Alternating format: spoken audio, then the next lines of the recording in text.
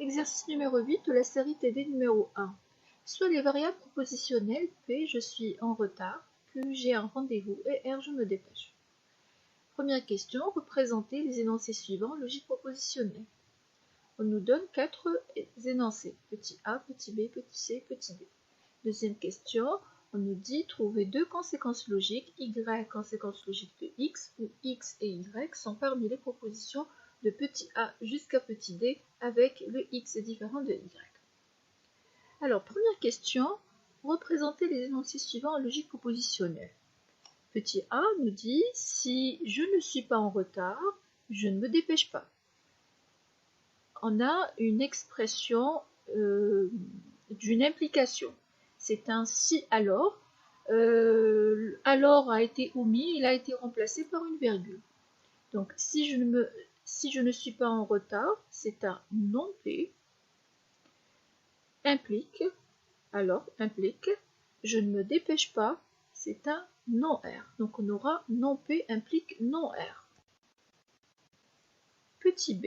Je ne me dépêche que si je suis en retard ou si j'ai un rendez-vous.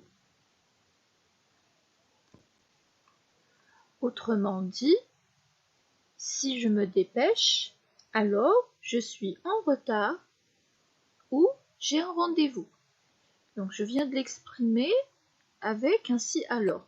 Remarquez bien ce que j'ai dit si je me dépêche. Je n'ai pas dit si je ne me dépêche. Parce que là, dans cette expression petit b,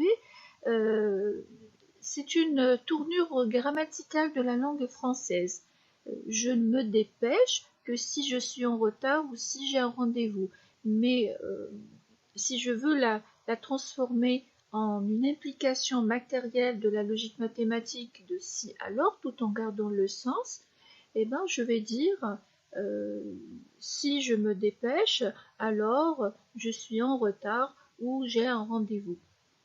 Donc si on veut exprimer ça, si je me dépêche, c'est un R qui implique je suis en retard, c'est un P, ou j'ai un rendez-vous, c'est le Q. Donc on va avoir c'est R qui implique P au Q. On écrit ça. Voilà. Le petit c, pour que je me dépêche, il suffit que je sois en retard ou que j'ai un rendez-vous.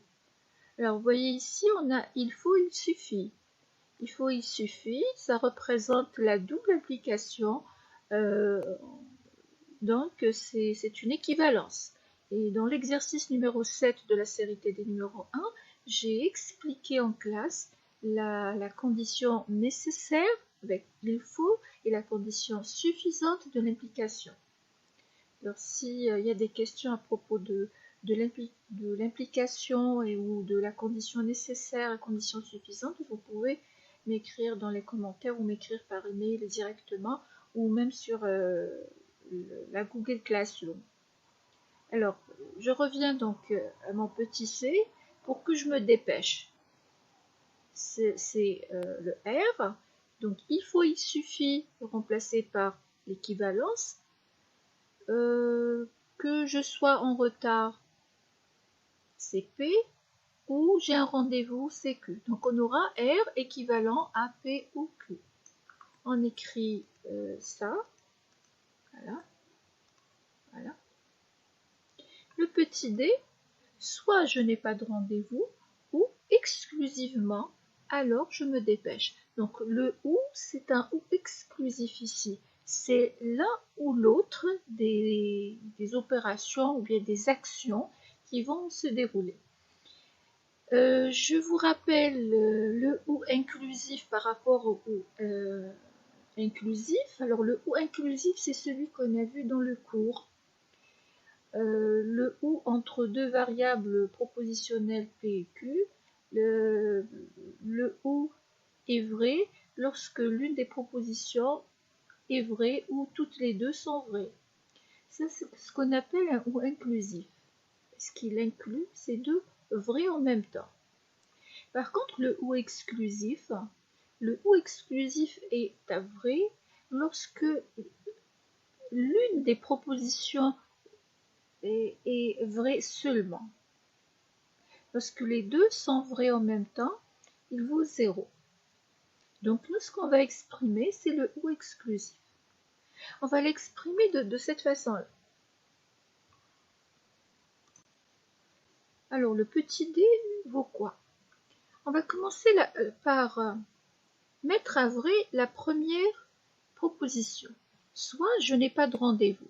C'est celle-là qu'on va accepter à la forme, bon, j'allais dire, on va l'accepter. C'est celle-là qui va se dérouler. Je n'ai pas de rendez-vous. Donc on va l'écrire. Je n'ai pas de rendez-vous. C'est un non-Q. Alors c'est un non-Q. On va mettre non-Q. Après la deuxième proposition, on va la mettre à faux. Ça veut dire on accepte que celle-là se déroule, puisque les deux vont s'exécuter ou se dérouler exclusivement, l'une exclut l'autre, donc celle-là, je vais la mettre à la négation. Je vais rajouter l'opérateur de négation à celle-là. Là, on me dit « je me dépêche », je lui mets la négation, donc elle devient « je ne me dépêche pas ». Donc ça va être « et non R ». On rajoute « et non R ». Donc j'ai assuré que c'est la première action qui va se dérouler exclusivement. Ou, maintenant, le deuxième cas de figure, c'est la deuxième qui se déroule. Donc j'aurai je me dépêche. Je me dépêche, c'est le R. Et je vais m'assurer que la première est à la forme négation. Donc, je vais rajouter une négation à cette proposition. Déjà, elle est à la forme négative avec une double négation. Donc, j'ai un rendez-vous. J'ai ici, je n'ai pas de rendez-vous. Je fais rentrer la négation. Je vais avoir, j'ai un rendez-vous.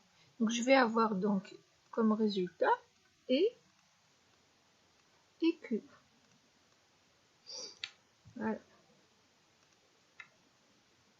Et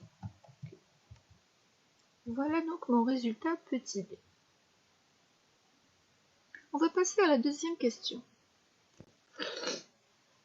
Dans la deuxième question, on nous demande de trouver deux conséquences logiques, y conséquence logique de x, où x et y sont parmi les propositions petit a jusqu'à petit d, avec x et y différents, x différent de y. On a y conséquence logique de x, si et seulement si x implique y est une tautologie. Ce qui est demandé dans la question, c'est de voir est-ce que, parmi les raisonnements petit a, petit b, petit c, petit d, est-ce qu'on va trouver des conséquences logiques du type petit a est conséquence logique de petit b, petit a conséquence logique de petit c, ou bien on prend par exemple ou inversement, et ainsi de suite. Et on nous dit avec x est différent de y, donc on ne peut pas avoir a conséquence logique de a, et b conséquence logique de b. Ça c'est à exclure. Mais on peut voir les autres possibilités. Pour vérifier que, par exemple, petit a est conséquence logique de petit b, donc on devrait vérifier que b implique a est une tautologie. Et voilà, c'est ce qu'on a fait. On a dressé la table de vérité des raisonnements petit a, petit b, petit c, petit d. Donc voilà la table de vérité. Donc là, j'ai représenté juste les trois premières. Et puis, je vais voir, est-ce que A implique B est une tautologie? Alors, j'ai A implique B, ça me donne partout des 1. Alors, vous pouvez le vérifier à tête reposée. Vous allez trouver que A implique B est une tautologie. Donc, si j'ai A implique B est une tautologie, ce qui signifie que B est une conséquence logique de A. Donc, on peut écrire ça. Première conséquence logique, B est une conséquence logique de A, car on a A implique B est une tautologie. Voilà, on a trouvé A implique B est une tautologie. On cherche une deuxième. Ils nous ont demandé juste deux. Et on a trouvé A implique B. B implique A par exemple. L'inverse, B implique A, ce n'est pas une tautologie. On fait A implique C, ce n'est pas une tautologie. B implique C, ce n'est pas une tautologie. C implique B par contre est une tautologie. C'est une tautologie. C implique B est une tautologie, donc B est une conséquence logique de C. Donc on écrit deuxième conséquence logique. B est une conséquence logique de C, car C implique B est une tautologie. On s'arrête là parce qu'ils nous ont demandé que deux conséquences logiques. S'ils avaient demandé plus, on aurait rajouté le petit d et essayé de trouver d'autres conséquences logiques.